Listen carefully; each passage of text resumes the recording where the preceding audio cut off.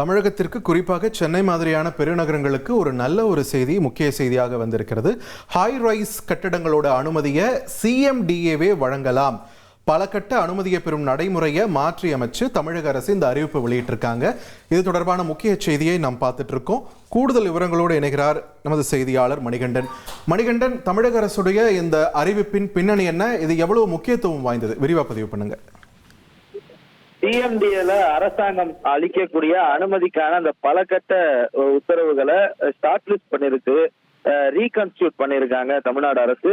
அதை அரசாணையாகவும் வெளியிட்டு இருக்கிறார்கள். அதாவது இந்த அரசாணையில Tamil Nadu combined development of building rule TNTDBR 2019 படி சில விதிகளை அமன் செய்திருக்கார்கள், திருத்தி அமைக்கப்பட்டிருக்கிறார்கள்.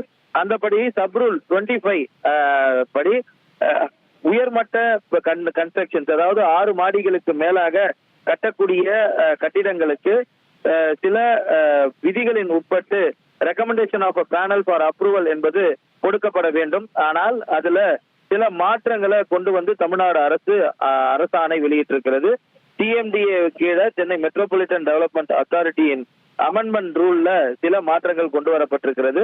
அந்த அடிப்படையில மெம்பர் செக்ரட்டரியோட ப்ரொபோசலின் அடிப்படையில இந்த விதிகள் முழுதையும் ரீகான்ஸ்டியூட் பண்ணுவதற்கான அதிகாரம் கொடுக்கப்பட்டிருக்கிறது, அரசாணையில தெரிவிக்கப்பட்டிருக்கிறது.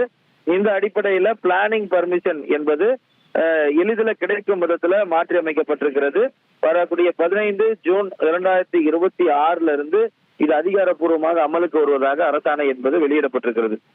நன்றி மணிகண்டன், உங்கள் விரிவான தகவல்களுக்கு. 1,31,00,000 மனங்களை வென்ற தந்தை டிவி யூடியூப் சேனல்.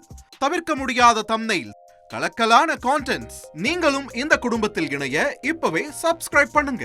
அசுரபலம் கொண்ட எங்கள் டிஜிட்டல் கரங்களில் உங்கள் விளம்பரங்களை சேர்க்க வாட்ஸ்அப் பண்ணுங்க. 8939888838. Email advttv@dttv.in.